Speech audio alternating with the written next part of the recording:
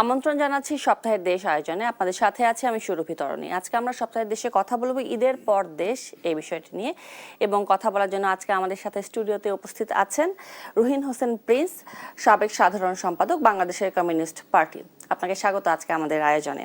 ধন্যবাদ আপনাকে। জি, এবং দেখলাম যে আমরা ঈদের ছুটি মোটামুটি শেষই বলা যেতে পারে। আজকে শুক্রবার, কালকে শনিবার, এবং তারপরে হচ্ছে অফিস শুরু হয়ে যাবে পুরোদমে। এবং আমরা জানি যে গত সপ্তাহ থেকে অফিস আদালত খুলে গিয়েছে, আমাদের প্রধানমন্ত্রী অফিস করতে শুরু করেছেন, মানুষজনও ঢাকায় ফিরতে শুরু করেছে ধীরে ধীরে।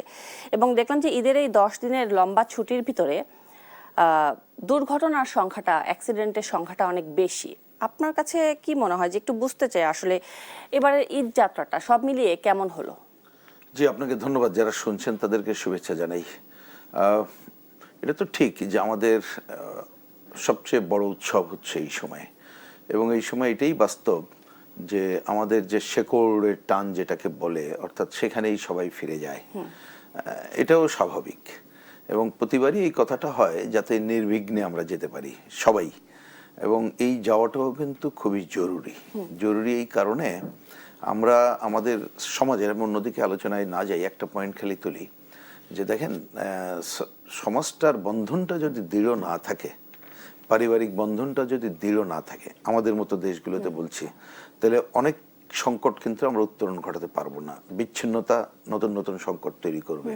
যার জন্য এবার আমাদের দিক থেকে বলেছিলাম যে অন্তত পক্ষে পারিবারিক এবং সামাজিক বন্ধন দৃঢ় করার জন্য এই কাজটা হোক। তা সেটা আমরা যাই, তাহলে যাওয়াটা এবং আসাটা নির্বিঘ্ন যাতে হয়, সেটা তো খুবই জরুরি।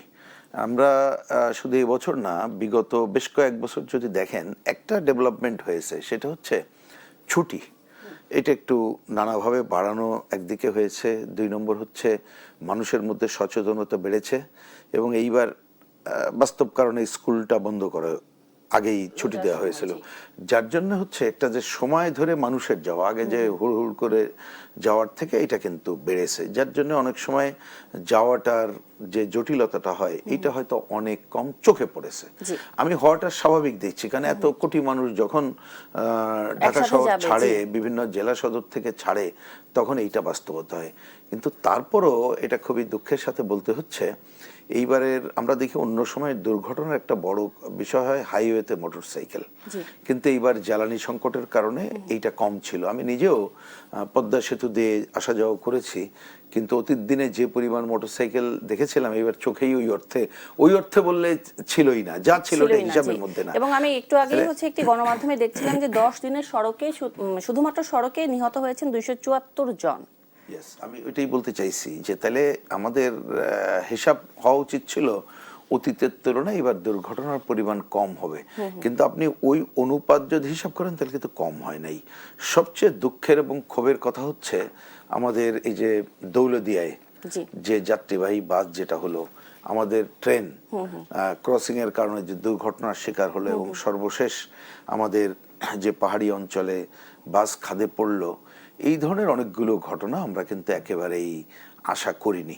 তবে এই জায়গাটা আমরা যে কথাটা বহুদিন ধরে বলে আসছি, আমরা শুধু না, মানে আমি শুধু একজন রাজনৈতিক কর্মী হিসেবে বলছি না, এটা নিয়েও তো আমরা একটু এক্সপার্টদের সাথে কাজ করি, তার থেকে আমরাও শিখেছি, এবং আমরাও বলি অনেক সময় এইটা শুধুমাত্র দুর্ঘটনাজনিত মৃত্যু বললে যথাযথ হবে না।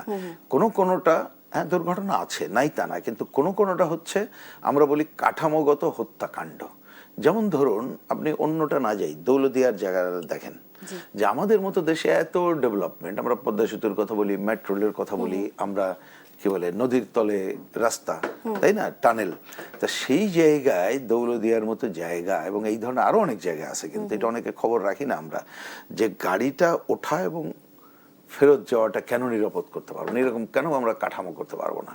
তো অনেক ক্ষেত্রে সংকটগুলো এইটা হয়, খালি সচেতনতার উপরে নির্ভর করে তা না, সচেতনতা থাকবে। যেমন একটা কথা আসছে, কারণ আমিও খুব ছোটবেলা থেকে ওই রাস্তায় যাতায়াত করা মানুষ, আমি পদ্মার ওপারের মানুষ, খুলনার, কিন্তু এখন হয়তো পদ্মা সেতুর কারণে এইদিকে আমাদের যেতে হয় না। কিন্তু দেখেন, এখনো আমি কিছুদিন আগে ওইদিকে গিয়েছিলাম কুষ্টিয়ায় যাওয়ার জন্য, ওইখানে কিন্তু নামার মতো পরিবেশ পরিস্থিতি থাকে না। অনেকে দেখি যে অনেকে বলে যে মানুষ তো যাওয়ার সময় নেমে যেতে পারতো, এটা করতে পারতো, কিন্তু এই আগের দিনে বাস্তবতা তো থাকে না। যখন ফেরিতে কোনো বাস উঠতো তখন তো যাত্রীদেরকে সম্ভবত জোর করেই নামিয়ে দেওয়া হতো। সেটা হতো, আমি বলছি যে ধরে নেন ওই সময়ের পরিবেশ পরিস্থিতি আমাদের অত আর্থিক সক্ষমতা ছিল না, কাঠামোগত অত ডেভেলপমেন্ট করার কথা ছিল না, মানে ছিল না। কিন্তু এখন তো সেই পর্যায়ে পার হয়ে গেছে। আমরা সেই 70 দশক থেকে এই অঞ্চলে আসা যাওয়া করেও আমরা দেখেছি। আমি বলছি যে এখন এই ধরনের কাঠামোগত হত্যাকাণ্ডের বিষয়টা কিন্তু চলে আসছে। আপনি ধরেন রেল স্টেশন যেখানে ক্রসিং থাকে, তাহলে এখানে কেন আমি এই ধরনের কাঠামো নির্মাণ করব না? তার মানে আমি যদি যাত্রা নিরাপদ করতেই হবে, শুধুমাত্র ঈদ না, অন্য সব সময়ের জন্য, তাতে কখনো দুর্ঘটনা ঘটতেই পারে, সেটা আমরা বুঝলাম। কিন্তু কাঠামোগত হত্যাকাণ্ডের শিকার যাতে কেউ না হয় এটা মনে রাখতে হবে। আর একটা বড় সংকট হচ্ছে, আমি দেখি এই যে ধরেন এটা এখন ঘটনা আছে, চলতে সময় আমরা আলোচনা করলাম, দেখবেন একটা কাগজে কলমে তদন্ত কমিটি হবে, তারপরে আমরা আবার ভুলে যাব, নামে একই মাত্র ঘটনা ভুলে ঘটতে যাব থাকবে। একটা ওই যে কয় টাকা দেবো, জি। মানে এইটা দিয়ে আর সাধারণ মানুষ, গরিব মানুষের কিন্তু চোখের পানি বেশিক্ষণ ধরে রাখার সময় হবে না, কারণ তাদের তো কাজের মধ্যে যেতে হবে, জীবনযাত্রার দিকে যেতে হবে। কিন্তু এই ঘটনাটা আমাদের একেবারে আপনি কি প্রত্যাশিত এখানে না। একটু ক্রাইসিস ম্যানেজমেন্টের বিষয়টা একটু আনবেন কিনা, যে দুর্ঘটনা যখন ঘটে তখন ক্রাইসিস ম্যানেজমেন্ট আমরা এখনো ঠিক রকম ভাবে কি করতে পারছি এই স্বাধীনতার 55 বছরেও? যে একটি ট্রেন যখন হচ্ছে বিকল হয়ে ট্রেন লাইনের উপরে পড়ে থাকে তখন মোটামুটি হচ্ছে 22-23 ঘন্টা পরে সে ট্রেন লাইনটি চলাচলের উপযুক্ত হয়, এবং যেরকম হচ্ছে দৌলতদিয়ার বাসটিই পড়ে গেল, সেই বাসটা পড়ে যাওয়ার মোটামুটি 6 থেকে 7 ঘন্টা পরে আমরা বাসটিকে তুলতে পারলাম। এখানে যদি একটি ট্রেনের জায়গায় দুইটি ট্রেন দুর্ঘটনা ঘটতো, কিংবা একটি বাসের জায়গায় যদি একাধিক পড়ে যেত, তখন আসলে আমরা কি করতাম? এই যে ক্রাইসিস ম্যানেজমেন্ট আমরা এখনো ঠিক মতো করতে পারছি না কেন? ঠিক আপনি মানে পরের পার্ট, আমি প্রথমে কাঠামোগত বলেছি, কিন্তু ঘটনার পরে যে কার্যক্রমের কথা আপনি যেটা বলছেন খুব কারেক্টলি পয়েন্ট আউট করেছেন। এবং দেখেন, তাহলে আমি এবার আসি যে আমরা যদি মানুষ, সেটাই প্রধান হয়, মানুষ বাঁচানোর জায়গাটা প্রধান হয়, তাহলে আমাদের যে কোনো ক্রাইসিসে পড়তে পারি সেটা ম্যানেজমেন্টের সক্ষম পরিবেশ পরিস্থিতি থাকতে হবে। আমাদের দেশের যে আর্থিক পরিস্থিতি, তাতে আমি পৃথিবীর আরো উন্নত দেশের যাদের অনেক মাথাপিছু, আমি তাদের মতো আশা করছি না, কিন্তু যতটুকু আয় আছে এইটাকে যদি যথাযথ ব্যবহার করা, যেটা করা সম্ভব। ছোট্ট উদাহরণ দিই, দেখেন আমরা নাম কিন্তু দেখবেন সবাই জানি একটা হামজা, এই ধরনের আমি লঞ্চের কথা বলছি, এবং এইবারের ঘটনা হলো ওই হামজা কিন্তু কাছাকাছি ছিল বলে আসতে পেরেছে। আরেকটা বলি, খুবই মনে কষ্ট নিয়েই বলতে হচ্ছে, আমি দেখলাম একজন বাচ্চা ছেলে, সে কিন্তু সাক্ষাৎকারে বলেছে যে দ্রুততম সময়ে যে যদি কাজ করা যেত তাহলে অনেককে বাঁচানো যেত। আর আমি নিজেই জানি, আমাদের খুব সবাই আমার আপনজন, বাংলাদেশের সব মানুষ, ওইখানে আমাদের খুব আপন পরিবারের 4 জন মারা গেছেন। তার একজন বড় ভাই, ছোট বোন, সেও মারা গেছেন। আমাকে সে ওই দিন রাতেই যখন ফোন করলাম, সেখান থেকে বলছে, ভাই আমি যখন ওইখান থেকে বোনটাকে নিয়ে আসলাম, বোনটা বেঁচে ছিল, অনেক পানি পড়ে গেছিল, কিন্তু আমি গোয়ালন্দ ওই হসপিটালে আনতে আনতে মারা গেছে। তাই বললাম, তুমি কি অন্য কোনো ট্রান্সফার হয়ে না? আমাদের নিজেদের উদ্যোগে আনতে হয়েছিল। তার মানে আপনার কথাই কারেক্ট। তার মানে একটা ঘটনার সাথে সাথে দ্রুততার সাথে হ্রাস করার মতো পরিবেশ পরিস্থিতি এবং ওই ধরনের অ্যাপারেটাস থাকতে হবে। ট্রেনের কথা যেটা বললেন, শুধু একটাই তো আমরা নাস্তানাবুদ হয়ে যাচ্ছি, সুতরাং এইটাও খুব জরুরি ভাবে করতে হবে। আপনি এই ধরনের ঘটনার জন্য আমরা কি এই মাত্র 1 মাসের সরকারকে না, আমি সরকারের কোনো আলোচনা পারবো নাকি? এটা আমাদের সামষ্টিক আসলে ব্যর্থতা বলা যেতে না, পারে। আমি সরকারকে নিয়ে এই সময় আলোচনায় যাচ্ছি না, কারণ সরকার তো এটা দেখতেই পারেনি। সরকারকে একটা কথা খালি বলবো যে এটা যারা মন্ত্রী টন্ত্রী হয় তাদের একটু অতি কথন এবং বাড়তি কথনটা বাদ দিতে হবে। এইটা আমি শুধু একটা এই সরকারের, যেহেতু এই সময়ের অল্প সময় এই সরকারের কথা বলছি না, মানে পুরো বিষয়টা আমরা যদি হিসাবের মধ্যে নেই এবং বিবেচনা করে কি কি করা প্রয়োজন, এইটা একমত হয়ে আমি যদি টাইম ফ্রেম করি, এই সময়ের মধ্যে করব, এবং অ্যাপারেটাসগুলো শুধু থাকলে হবে না, এটা যাতে প্রপার ম্যানেজমেন্টের সাথে আমরা কাজকর্মগুলো করতে পারি, সেটা করতে হবে। আর একটা কাজ আছে, সেটা আমি মনে করি যে আপনি দেখবেন যে স্থানীয় এবং আশপাশের যে ক্ষিপ্রতার সাথে যাওয়ার যে কথাটা বলি, নেওয়ার ওই ম্যানেজমেন্টের ধারণাটাও থাকতে হবে। ধরুন আমি একটা জাস্ট অফ হ্যান্ড বলি, এটার সাথে হয়তো 100% মিলাইতে যাবেন না। ধরুন ডুবুরি, তারাই অনেক সময় হয়তো একটা ভূমিকা পালন করে, যদি আমি এই শুধু বাসের কথা বলছি না, জেনারেলি। কিন্তু আমাদের আশপাশে কিন্তু অনেক ধরনের মানুষের লোকায়ত জ্ঞান, অভিজ্ঞতার জায়গা থাকে, তাহলে এই ম্যানেজমেন্টে শুধু আমাদের অফিসিয়াল ফরম্যাটের বাইরেও আনঅফিসিয়াল স্থানীয় আশপাশের যে জায়গাগুলো আছে সেইটা যদি চিহ্নিত করে রাখতে পারি, তাদেরকেও কিন্তু আমরা এই ধরনের ক্রাইসিসের সময় কাজে লাগাতে পারি। নিশ্চয়ই, কিন্তু সামগ্রিকতায় জিনিসটাকে বিবেচনা করে আগাতে কিন্তু আমরা তো সেটা করি না। আমরা যেটা করি যে হচ্ছে মোবাইল ফোন নিয়ে আমরা ভিডিও করতে ব্যস্ত হয়ে না, যাই। এটা খুবই খারাপ। এটা আরেকটা, সরি আমি একটু কথাটা বললেন বলে বলি, অনেক সময় দেখি যে আমাদের মিডিয়া থেকে শুরু করে অনেকে আমরা সেটাই ব্যস্ত হই, এবং আমি এটাকে আশা করি মিডিয়া অন্যভাবে নেবে না। দেখেন হয়তো যিনি কাজে যাচ্ছেন বা একটা তিনি তার মনের কষ্ট দূর করতে পারছেন না, হয়তো টিভি বা অন্য প্রিন্ট মিডিয়া মনে করলো এই লোকের কাছ থেকে আগে কথাটা একটু জিজ্ঞেস করি। এবং মিডিয়ার কিন্তু অন্য একটা আসক্তিও আছে, সেটা হচ্ছে ধরেন একজন হসপিটালে যাচ্ছে, মনে হচ্ছে একটু কথা বলে যাই, বুঝছেন? কিন্তু তাহলে এই জায়গাগুলো আমাদের আসলে আরো বেশি যুক্তি সঙ্গতভাবে সবার আচরণ করা দরকার। জি নিশ্চয়ই। এই পর্যায়ে একটু জ্বালানি তেল নিয়ে যে সংকটটা দেখা দিয়েছে সেটা একটু কথা বলতে চাই, যে আসলে জ্বালানি তেল নিয়ে এই সংকটটা কেন হচ্ছে? এটা কি আসলে মানে সত্যি জ্বালানি তেল পাম্পে নেই, নাকি হচ্ছে সরকারের তরফ থেকে যে কথাগুলো বলা হচ্ছে যে দাম বাড়াবে না, পর্যাপ্ত তেলের মজুদ আছে, আরো 1 মাসের এপ্রিল মাসটা আমরা কভার দিতে পারবো, তাহলে হচ্ছে এই সংকটটা আসলে কেন হচ্ছে? না, প্রথম একটু এটা তো আমাদের সবাইকে বুঝতেই হবে, এবং বাস্তবতা যে যে যুদ্ধটা চলছে আমেরিকা এবং ইসরায়েলের চাপিয়ে দেওয়া ইরানের উপরে, সেইটার কারণে তো একটা ক্রাইসিস তৈরি অলরেডি হয়ে গেছে, এবং এই যুদ্ধ যদি আরো বেশি দিন যায় অনেক বেশি সংকটে আমরা পড়বো। এটা 1 নম্বর। 2 নম্বর, সংকট অনেক বড় পড়ার আগে ইতিমধ্যে দামটামও বেড়ে গেছে, তার জন্য একটা সংকট আছে, এইটা নাই অস্বীকার করার কারণেই। কিন্তু দেখার ব্যাপার বাংলাদেশের ক্ষেত্রে, দেখুন আমাদের সরকার বলছে শুধু না, আমরা তো জানি আমাদের যেমন পেট্রোল অকটেন যে ঘাটতিটা আমরা দেখছি, তো পেট্রোল অকটেন তো আমাদের দেশে হয়, তাহলে এইটাই তো সংকট হওয়ার কথা না। তাহলে এখন যদি সংকট হতে পারে কি কারণে, তাহলে 2টা কারণ হইতে পারে। একটা, কেউ অভিযোগ করতে পারে যে আমরা যারা ক্রেতা হয়তো যে বেশি কিনছি, কিন্তু কত বেশি, তা সেইটা ক্ষেত্রে তো তাহলে আপনি রেশনিং বা আপনি যদি মনিটরিং ঠিক মতো করেন তাহলে অত বেশি করার কথা না। 2 নম্বর হচ্ছে মজুদ। আমি আসছি, হ্যাঁ আমি বলছি তাহলে হচ্ছে আমি 2টা কারণ, তো এইটা একটা থাকতে পারে যদি আমার পেট্রোল এবং অকটেন বাংলাদেশেই হচ্ছে বলছি আমরা, এবং এটা তো কারেক্ট। এবং আমি তো এই সময় যে ঈদে যতটুকু চলবে তা এরকমই তো চলে আমরা জানি। তাহলে এখন তাহলে একটা কারণ, আমি যদি ওই যে বেশি কিনি, কিন্তু তাহলে সেটাও মনিটরিং এর মধ্য দিয়ে এটা অনেক বেশি মিনিমাইজ করা সম্ভব। কিন্তু সবচেয়ে বড় যে সংকটটা হয় অতীত দিনে ইতিমধ্যেও সেটা প্রকাশিত হয়ে গেছে, এটা হচ্ছে মজুদদারি। আপনি দেখছেন ঈদের বেশ কিছুদিন আগে নাটোরের একটা বাসতলায় 10,000 লিটারের মজুদ, এই শেরপুর, পটিয়া, বিভিন্ন জায়গায় ঘরে ঘরে এই জায়গাগুলো আমরা দেখতে পাচ্ছি। এবং জরিমানার যে অবস্থা, যে 5,000 টাকা জরিমানা, 10,000 টাকা জরিমানা করলাম, আসলে এই জরিমানাগুলো করার অর্থ কি? না, এইটা আমি মনে করি যে এটা খুবই, যেটা আমি মিডিয়াতে দেখছি নামে মাত্র যে জরিমানা, এটা না, এই ব্যাপারে কঠোর শাস্তির বিধান করতে হবে, বিশেষ করে সংকটের সময়।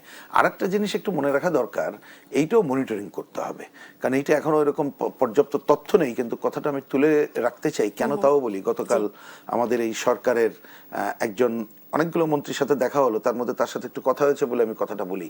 সেটা হয়েছে কি, মানে আগের কথাটা বলে পরে আসছি, অনেক সময় ধরে নিচ্ছে অনেকে যে তেলের দাম তো বেড়ে যাবে, এই কারণে অনেক সময় অনেকে কিন্তু ভিন্নভাবে মজুদ করার চেষ্টা করছে। কারণ আপনি খেয়াল করেন, যদি আপনি 10 টন মজুদ করতে পারেন, তাইলে যেদিন আপনার যদি বৃদ্ধির ঘোষণা দেয় কি পরিমাণ আপনি মুনাফা লুটতে পারবেন, এই জায়গায় আছে। এখন কালকে একজনের সাথে দেখা হলো, আমি নাইবা বলি, অনেকের সাথে দেখা হলো কালকে এই স্বাধীনতা দিবসের প্রোগ্রামে, তা বললেন যে আমরা অলরেডি পেট্রোল পাম্পের মালিকরা গত বছর কি পরিমাণ তারা এটা ব্যবহার করেছে, এইবার কি, এ ধরনের আমরা মনিটরিং এর জায়গায় যাচ্ছি। তা আমি তাকে একটু অনুরোধ করলাম যে আপনি মনিটরিং এর জায়গায় যান, কিন্তু নতুন কোনো মানে কি বলে ভীতি বা এক ধরনের অ্যানার্কি সিচুয়েশন তৈরি করার দরকার নেই, কিভাবে এটাকে সমাধান করতে পারি সেই জায়গাটা আমরা যাই, এই একটা দিক। সুতরাং যতটুকু আছে এটা করতে হবে। এবার আমি অন্য 2টা কথা এই সুযোগে বলি। দেখেন আমাদের ক্রাইসিস অলরেডি কিন্তু আসছে, এক্ষেত্রে দেখেন বিপিসি পর্যাপ্ত তথ্য আমাদেরকে দিতে পারছে বলে আমার কাছে মনে হয় না, 1। 2 নম্বর, আমি বিশেষজ্ঞদের সাথে কথা বলি, অনেকদিন ধরে আমরা তো শুরুতেই কথা বলছি, তাতে দেখছি পুরো এশিয়ার মধ্যে আমাদের কিন্তু মজুদের পরিমাণ কম। তাহলে এটাকে ভবিষ্যতে এটা ভাবতে হবে যাতে এই ধরনের সংকটে না পড়ি। আরেকটা বিষয় আছে, সেটা হচ্ছে যে আমাদের রেশনিং তো করতে হবে যদি এই ক্রাইসিসগুলো থাকে, কিন্তু যুক্তিসঙ্গত রেশনিং এর জায়গায় আমরা যাই, যাতে করে এইটা নিয়ে আবার একটা বড় হইচইয়ের সংকটের জায়গায় না যাই, এটা দেখবেন। নিশ্চয়ই, ইতিমধ্যে একদম আমি পরিষ্কার আপনার সরকারকে বক্তব্য। আরেকটা কথা বলে শেষ করি, সরকারকে আমি ধন্যবাদ জানাই যে ইতিমধ্যে তারা দাম বাড়ানোর কথাটা বলে নাই। আমি প্রসঙ্গক্রমে বলি, দেখেন কেউ যদি বলে না দাম না বাড়ালে টাকা পাবো কই, কথার কথা বলি, আপনার এখন টাকা থাকলেও তো আপনি কিনতে পারছেন না যে সংকটে চলছে। যদি ওই ধরনের ক্রাইসিস হয়, দেশের টাকার অভাব, অন্যান্য সংকট, তখন দেখা যাবে। কিন্তু এই তথ্য দেশবাসীর জানা দরকার, আমাদের বিপিসি গত বছর কিন্তু 4.5 কোটি টাকার উপরে লাভ করেছে, এবং এইবারও এই যে গত 2-3 মাসে প্রতি মাসে এরকমের শত শত কোটি টাকা লাভ করে। আমি দেখলাম আমাদের প্রতিমন্ত্রী আজকে তিনি জানালেন যে এখন নাকি ভর্তুকি ওনার ভাষায় 167 কোটি টাকা প্রতি মাসে দিতে হচ্ছে। তা প্রতি মাসে যদি 167 টাকা দিতেও হয়, আমি জানি না তথ্যটা কারেক্ট কিনা, কিন্তু ভাই গত বছর যে প্রায় 5,000 কোটি টাকার মতো লাভ করেছে, তার আগে করেছে, তাই লাভের টাকা কি হবে? এটা তো ক্রাইসিসের সময় যাতে জনগণ সংকটে না পড়ে সেই জায়গায় দেখতে হবে। সুতরাং আমি সরকারের যুক্তিসঙ্গত ভূমিকা আশা করব। একই সাথে বলবো, এই ধরনের ক্রাইসিসে কিন্তু আমাদের আর একটা পথ খুলে দেয়, সেটা কি, যে ধরেন বিদ্যুৎ, অন্যান্য জ্বালানিতে এগুলো লাগে, তাহলে আমরা আগামীতে এই ধরনের সংকট হলে যাতে দেশবাসীকে নিয়ে মোকাবেলা করতে পারি, যার জন্য এখন এক ধরনের মাস্টার প্ল্যান করতে হবে। বিদ্যুৎ উৎপাদন সহ সব ক্ষেত্রে আমাদেরকে যে এলএনজির উপরে নির্ভরতা এবং বিদেশে আমদানির উপরে যে নির্ভরতা করে তোলা হয়েছে, এটাকে বাতিল করতে হবে। দেশের গ্যাস উৎপাদন, আমাদের সৌর, পানি, বায়ু, একে ব্যবহার করে বিকল্প জ্বালানির দিকে নজর দিতে হবে। তবে একটা সংকট আমাদের আর একটা অপরচুনিটির সুযোগ করে দেয়, সেই কাজটা করা দরকার বলে আমরা মনে করি। জি, অসংখ্য ধন্যবাদ, আপনার বক্তব্য একদম পরিষ্কার। আমি একটু স্বাধীনতা দিবস কেমন পালন করা হলো এবার, এটি নিয়েও কথা বলতে চাই, তবে একটি বিরতির পরে এসে। দর্শক দেখছেন সপ্তাহের দেশ।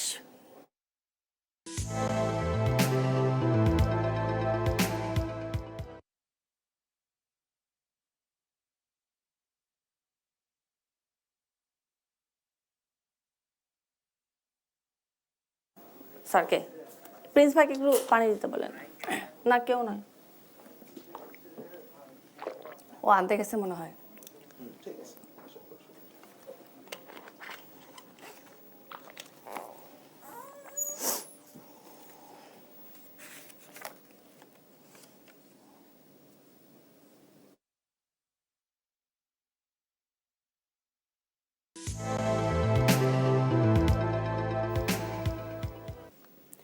দেখছেন সপ্তাহের দেশ, এবং আজকের আয়োজনে আমরা আলোচনা করছি ঈদের পর দেশ এই প্রসঙ্গে, এবং আমাদের সাথে আলোচনার জন্য উপস্থিত আছেন রুহিন হোসেন প্রিন্স।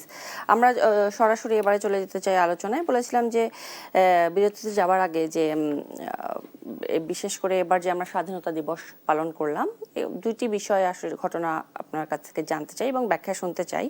যে আমরা দেখলাম যে এবার রাষ্ট্রীয় প্রোটোকল মেনটেন করলেন আমাদের প্রধানমন্ত্রী তারেক রহমান, যে রাষ্ট্রপতিকে স্মৃতিসৌধে তিনি এগিয়ে গিয়ে অভ্যর্থনা জানালেন এবং পরে শ্রদ্ধা নিবেদন করলেন। এবং আরেকটি জিনিস আমরা দেখতে পেলাম যে ব্ল্যাক আউট কিন্তু এবারে হলো না। প্রথমে বলা হয়েছিল হবে, কিন্তু তারপরে আসলে হলো না। এই দুইটি ঘটনাকে আপনি আসলে কিভাবে ব্যাখ্যা করবেন? না, একটা তো আমি অনেকগুলো, একটা পজিটিভ দিকের কথা আগে বলি। একটা তো যেটা আপনি বললেন, যেটা কতগুলো রাষ্ট্রীয় বিষয় আছে, কারণ আমাদের তো সমাজের তো কতগুলো নর্মস আমাদের মেনে চলতে হয়, না থাকলে তো এটা থাকে না, কিটা হয়। তা সেক্ষেত্রে বিশেষ করে এখনকার রাষ্ট্রপতি ব্যক্তি নিয়ে যে যত কথাই বলি না কেন, আমরা তো তার পদমর্যাদাকে বিবেচনা করি। সেক্ষেত্রে যেটা আমরা দেখলাম, যে আচারটা দেখলাম, এটা তো যথাযথ, এটা একটা ভালো খবর। দ্বিতীয়ত, একটা অনেকদিন ধরে কিন্তু দেখেন ছোটবেলায় আমরা এ ধরনের অনুষ্ঠানে কুচকাওয়াজটা একটা ব্যাপার ছিল। কুচকাওয়াজে আমার বিবেচনায় একটা বড় বিষয় হচ্ছে যে জেলাগুলোতে বিভিন্ন শিক্ষা প্রতিষ্ঠানের ছাত্রছাত্রীরা তারা যুক্ত থাকে এবং মানুষের একটা অন্য ধরনের আমেজ নিয়ে আসে, একটা বিজয়ী উৎসবের আমেজ। তা সেইটা অনেকদিন পরে শুরু হলো, তা সেইটাকে আমি পজিটিভ দেখি। কিন্তু মনে কষ্ট এবং ক্ষোভের কথাটাও আছে।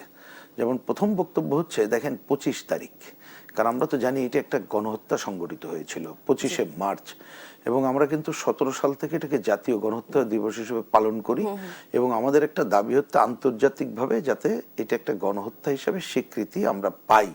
কারণ পৃথিবীর ইতিহাসে বহু গণহত্যার খবর আমরা জানি, কিন্তু একদিনে এই ধরনের গণহত্যার ঘটনা কিন্তু বিরল। আমি দেখলাম ইতিমধ্যে সরকারের পক্ষ থেকে বলা হচ্ছে এই ব্যাপারে তারা নাকি অব্যাহত রাখবে। কিন্তু আমার ক্ষোভটা হচ্ছে, আমরা 17 সাল থেকেও একটা ব্ল্যাক আউট কর্মসূচি সরকার করতো। আমি ব্ল্যাক আউটের বিষয়টা হচ্ছে এই যে ঠিক আছে ওই দিন যে একটা কালরাত্রি যেটা বলি যে এইরকম অন্ধকার নেমে এসেছিল, তাহলে ধরেন 1 মিনিট আমরা একটা ব্ল্যাক আউট করার মধ্য দিয়ে ওই বাচ্চা ছেলেটিও বুঝবে যে কেন এটা হলো, তাহলে মনে প্রশ্ন জাগ্রত হবে এবং এইটার প্রতি তার বিষয়টা বাড়বে। তা সরকার এটা আমি জানি না কোনো অজানা কারণে রহস্যজনক কারণে সকালেও তারা কনফার্ম করলো যে 10টা 30 থেকে 31 পর্যন্ত হবে রাতে, সন্ধ্যায় জানতে পারলাম যেটা করলো না। কি কারণে আমরা জানি না। আমি এখনো এখান থেকে সরকারের প্রতি দাবি জানাই যে এইখানে বিরোধী দলে সংসদে এখন তো মুক্তিযুদ্ধ বিরোধী শক্তি আছে, তো এখন কি কারণে তারা করলো না এটা আমরা দাবি জানাই এবং এই ব্যাপারে আমরা খুবই ক্ষুব্ধ। আমি মনে করি এটা যথাযথ হয়নি।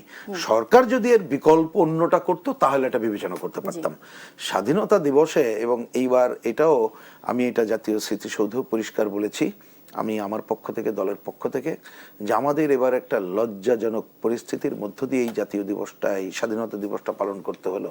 কারণ পার্লামেন্টে কিন্তু 71-এর ঘাতকরা আছে। আমরা দেখতে পেলাম যে তারা দলগতভাবে না, তারা বিরোধী দলের নামে ওইখানে গেল এবং একেবারে সরাসরি যুদ্ধাপরাধের সাথে জড়িত ব্যক্তিও কিন্তু ওই স্মৃতিসৌধে তারা গেল এবং এটা বোঝাই যায় এটা তাদের একেবারে সংকীর্ণ রাজনৈতিক স্বার্থ হাসিল করার জন্যই গেছে। তারা এটাকে ওইখানে শহীদদের প্রতিও শ্রদ্ধা জানাতে যায়নি, স্বাধীনতা দিবস মানে না, কিছুই করে না, অনই করে না, মোটেই না। এই যার জন্য আমরা এই কথাটা অনেকদিন ধরে বলছি, কেউ মুখে স্বাধীনতার কথা বললে, বাংলাদেশ বললে, একটা মিছিল করলে আর জাতীয় পতাকা কপালে বাঁধলেই সে মুক্তিযুদ্ধকে অন করে, এটা মনে করার কোনো কারণ নেই। তাহলে সেরকম একটা খারাপ পরিবেশের মধ্য দিয়ে আমরা এটা পালন করলাম। আর এইবারের হয়তো এখনো বাড়ি ঘরের লোকজন আছে, অনেকে আসতে পারেনি, এই জন্য জমায়েত কম ছিল।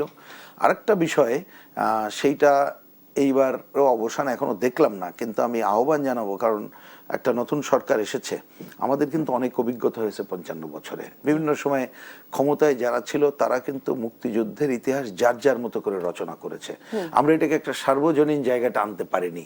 এইটা কিন্তু যারা ক্ষমতায় থাকে তাদের একটা বড় দায়িত্ব হবে, ইতিহাস তার গতিতে চলতে দিতে হবে। ইতিহাস তো আপনি একদিনে শেষ করতে পারবেন না, যার যার জায়গা থেকে সে বলবে, কিন্তু কতকগুলো জায়গায় যেটা যা সত্য, যা মানে বাস্তব তথ্য, তার উপরে দাঁড়িয়েই কতকগুলো পয়েন্টে যদি মীমাংসা আমরা না করি, তাহলে দেখবেন যে এইটার মধ্যে চলতে থাকলে যে মুক্তিযুদ্ধ তার প্রকৃত ইতিহাস যেমন সামনে আসবে না, মুক্তিযুদ্ধ বিরোধী অপশক্তি এই সুযোগটা নিয়ে কাজে লাগাবে। সুতরাং আমি আশা করব বর্তমান সরকার এবং অন্য সবাই ইনক্লুডিং আমরাও যতটুকু সম্ভব আমরা দায়িত্ব পালন করব যাতে করে মুক্তিযুদ্ধের প্রকৃত ইতিহাস থাকে। এবং আমরা এ কারণে দেখেন, অন্তত পক্ষে মিনিমাম এ কথা তো কেউ অস্বীকার করবে না যে আমাদের একটা গণতন্ত্র আমরা চেয়েছিলাম, নিশ্চয়ই আমরা একটা অসাম্প্রদায়িক বাংলাদেশ চেয়েছিলাম, আমরা একটা শোষণ মুক্ত বাংলাদেশ চেয়েছিলাম। এই শোষণের কথা এখন না, ওই পাকিস্তানের সময়ও ছিল বড় যে পোস্টার, যে অঞ্চলে শোষণ কেন, পূর্ব পাকিস্তানে আয় হয় পাট, অন্য কিছু আয় হয় চলে যায় পশ্চিম পাকিস্তানে। তাহলে আজকে বাংলাদেশে কিন্তু এই দেখবো বৈষম্যের মাত্রা অনেক বেড়ে গেছে। আয় বেড়েছে ঠিক আছে, কিন্তু বৈষম্যটাও বেড়েছে। তাহলে এর অবসান ছাড়া তো আমরা এই স্বাধীনতার স্বাদ তো পাবো না। এবং এই আলোচনাটাও করা মানে বুঝটা দরকার। আমরা মুক্তিযুদ্ধ মানে দেখবেন কতগুলো মানুষের নাম, ব্যক্তি এরকম আসে, কিন্তু এটা কি খেয়াল করছেন একেবারে গ্রামের মানুষ যিনি লুঙ্গি পরে থাকেন, ওইটাকে একেবারে মালকাছা মেরেই তিনি মুক্তিযুদ্ধে গিয়েছিলেন। আমাদের গ্রামের মা বোনেরা, আমরা হ্যাঁ তাদের সম্ভ্রমহানির খবর আমরা জানি, এর থেকে তো দুঃখজনক ঘটনা নেই, কিন্তু কোটি মানুষ মা বোনেরাই কিন্তু মুক্তিযোদ্ধাদেরকে আশ্রয় দিয়েছিল। সুতরাং তার কারণেই আমরা বিজয় লাভ করেছিলাম। তার মানে এটা অ্যাকচুয়ালি একটা জনযুদ্ধ ছিল। তাহলে এই জনযুদ্ধ, জনগণের আকাঙ্ক্ষা পূরণটাই আমাদের সামনে প্রধান বিষয় হতে হবে। আর আমাদের এই যে কে কার কৃতিত্ব নেওয়ার তর্ক, এটা কিন্তু থাকলে চলবে না, এর অবসান ঘটায় আমাদেরকে এগিয়ে যেতে হবে। জি, রুহিন হোসেন প্রিন্স, যে গত কয়েকদিনের ঘটনার মধ্যে আরেকটি উল্লেখযোগ্য ঘটনা হচ্ছে জেনারেল মাসুদ উদ্দিন চৌধুরীর আসলে গ্রেপ্তার, এবং এর মাধ্যমে আপনি কি বলতে চান যে 1/11 কি আবারও প্রাসঙ্গিক হচ্ছে কিনা? কারণ হচ্ছে যে আমরা হাসিনা সরকারের আমলে বহুবার শুনেছি যে 1/11 কুশলীরা সক্রিয় হচ্ছে, কিন্তু কখনই তাদের বিরুদ্ধে আমরা কোনো স্টেপ বা পদক্ষেপ নিতে দেখিনি।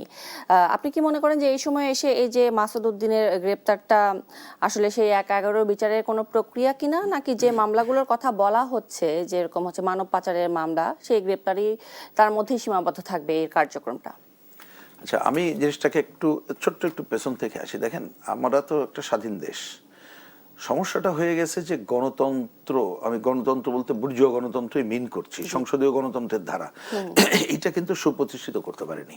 তাহলে এটা করতে গেলে অনেক কিছুর মধ্যে ন্যূনতম ভোটের নিশ্চয়তা করতে হবে, জনগণের আকাঙ্ক্ষা অনুযায়ী যাকে চায় তাদের ক্ষমতায় থাকতে হবে, কিন্তু এটা হয় নাই। আপনি দেখছেন দেশ স্বাধীন হওয়ার পরেই মাত্র ৩.৫ বছরের মাথায় বঙ্গবন্ধুকে হত্যা সহ ঘটনা ঘটলো, তারপরে জিয়াউর রহমান সাহেবকে হত্যাকাণ্ড ঘটলো, তারপরে একের পর আমরা এটা দেখছি। অর্থাৎ আমরা কখনো গণতান্ত্রিক ধারা সুপ্রতিষ্ঠিত করতে পারিনি, যার জন্যেই অগণতান্ত্রিক শক্তি নানা সময় ক্ষমতা আসছে। তা আমাদের প্রথম বক্তব্য হচ্ছে আমরা কি এটা এগ্রি করবো কি করব না, কারণ অগণতান্ত্রিক শক্তি এটা ক্ষমতায় আসলে তো এটা ভালো ফল হয় না। তাহলে আজকে এই ধরনের ঘটনা যাতে না ঘটে তার জন্য আমাদের সবাইকে জায়গায় যেতে হবে। কিন্তু আমরা কি দেখছি, এই ধরনের যখন ক্ষমতায় আসে, পরে যখন পার্লামেন্ট বসে, তারা কিন্তু সব এগুলো রেকটিফাই করে দেয়। এবং এর থেকে মনে হয় রাজনৈতিক দলগুলোর কিছু শিক্ষা গ্রহণের বিষয় আছে। আমরা এটি নিয়ে কথা বলবো, তবে একটি বিরতির পরে আবারও কথা বলবো। দর্শক দেখছেন সপ্তাহের দেশ।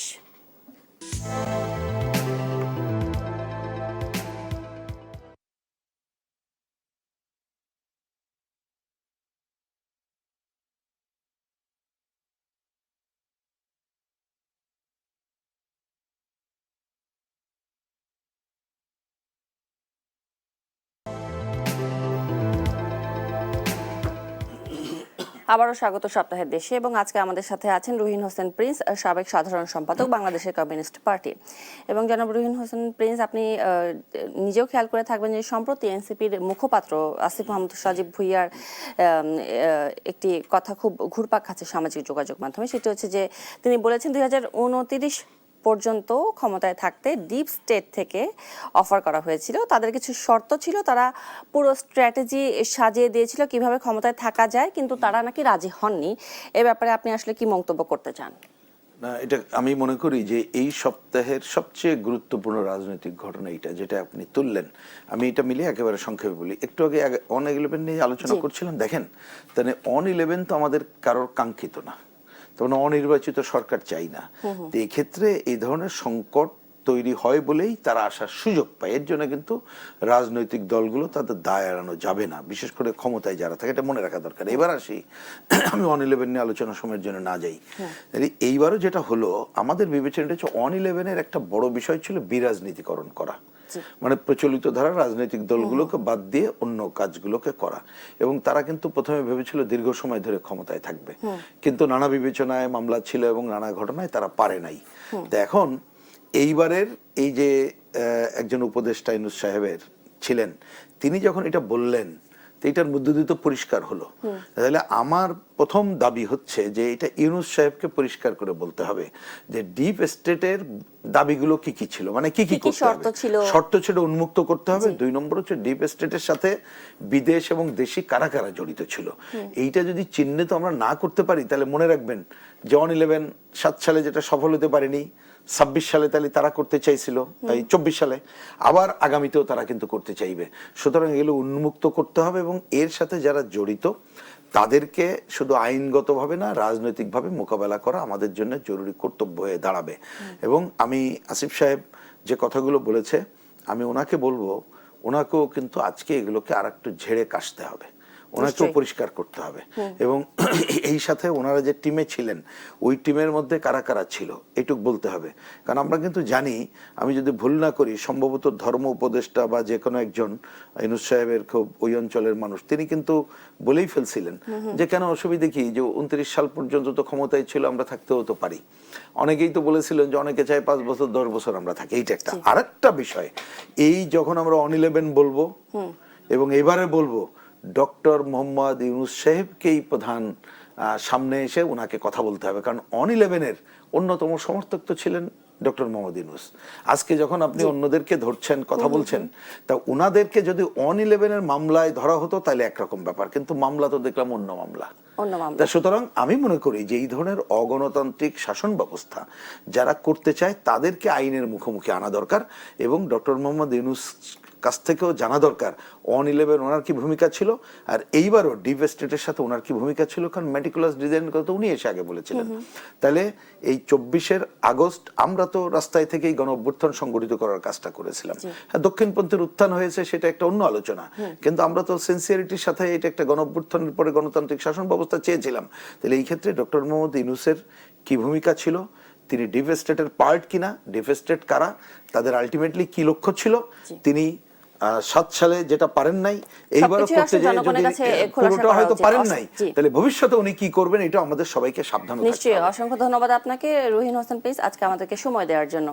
দর্শক, সপ্তাহের দেশে এই ছিল আজকের আয়োজন। ধন্যবাদ সবাইকে সাথে থাকার জন্য।